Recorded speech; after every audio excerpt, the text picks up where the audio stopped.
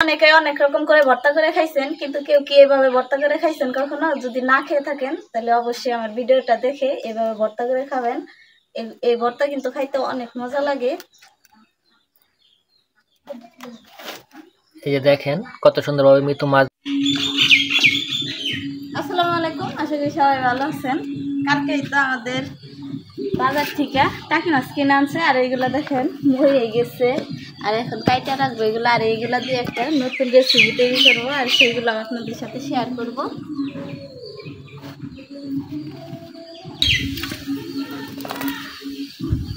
টাকি মাছ ভর্তা যারা পছন্দ করেন তারা কিন্তু এই যে এই মাছগুলা দিয়ে ভর্তা খেতে পারেন। এই ভর্তাটা কিন্তু অনেক মজার।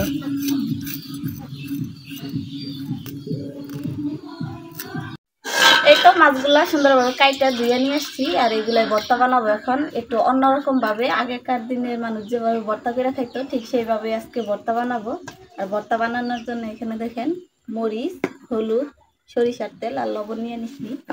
এগুলা সুন্দরভাবে মিশাইতে হবে। এই তো এখানে এখন হলুদ আর মরিচটা সুন্দরভাবে দিয়া তেল দিয়া মিক্স করে নিতে হবে।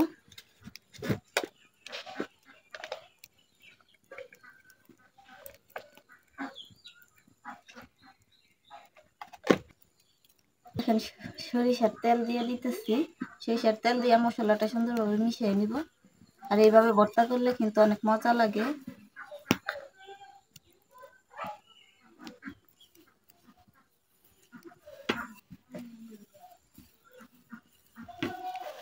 এই তো মাছগুলো এখন দিয়ে সুন্দরভাবে মশলাগুলা মাছের গায়ে লাগাই নিব।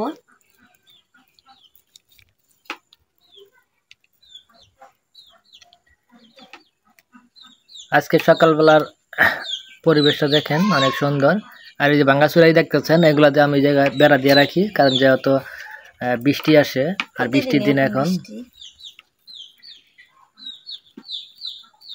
আর সুন্দরভাবে দেখেন মিতু কিন্তু দেখেন মাছের গায়ে হলুদ, মরিচ, লবণ এগুলো মাখিয়ে দিতেছে, সাথে কিন্তু সরিষার তেলও দেওয়া আছে, তাই না মিতু? আর এই ভর্তাটা যদি কেউ খাইয়ে থাকেন অবশ্যই বলবেন। আর এটা খাইতে কিন্তু অনেক মজা। আর দেখবেন কেমনে মিতু এইটা ভর্তাটা করে।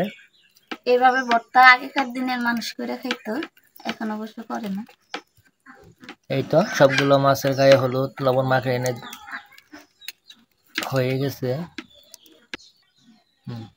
জীবনে তো অনেকে অনেক রকম করে ভর্তা করে খাইছেন, কিন্তু কেউ কি এভাবে ভর্তা করে খাইছেন কখনো? যদি না খেয়ে থাকেন তাহলে অবশ্যই আমার ভিডিওটা দেখে এভাবে ভর্তা করে খাবেন। এই ভর্তা কিন্তু খাইতে অনেক মজা লাগে।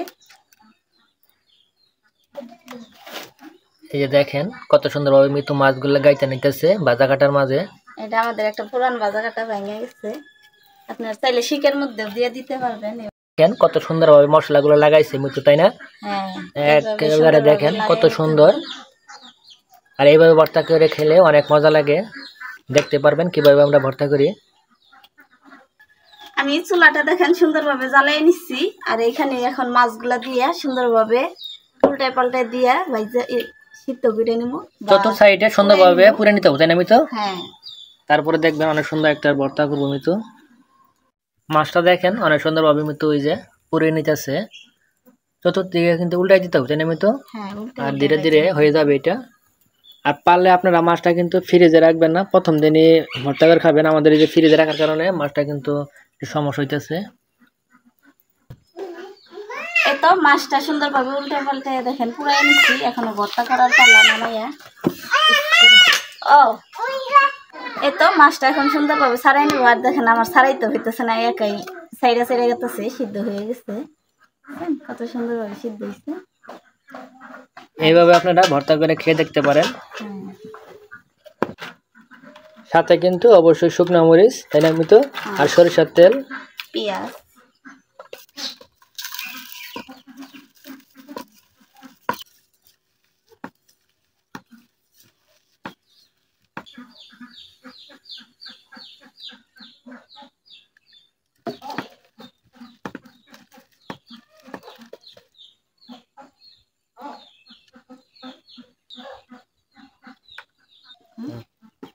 এই তো মাছের কাঁটাগুলো সুন্দরভাবে ছাড়ানো শেষ, এখন সুন্দরভাবে মাখাই নেবো এগুলো দিয়ে। পেঁয়াজ, মরিচ, তেল।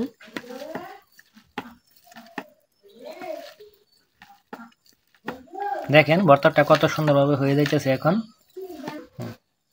এই তো ভর্তাটা দেখেন সুন্দরভাবে করা শেষ, আর এখন খেয়ে দেখে আপনাদের অনেক মজা হয়েছে। এমনি ভর্তার চাইতে পুরাই ভর্তা করলে বেশি মজা লাগে, কারণ একটা সুন্দর সেন্ট আসে। ধন্যবাদ সবাইকে আমাদের ভিডিওটা দেখার জন্য। আর যদি ভালো লাগে এইভাবে ভর্তা করে খাইতে পারেন, আর ভালো লাগলে অবশ্যই ভিডিওটা শেয়ার দিতে পারেন, তাই না মিত্র?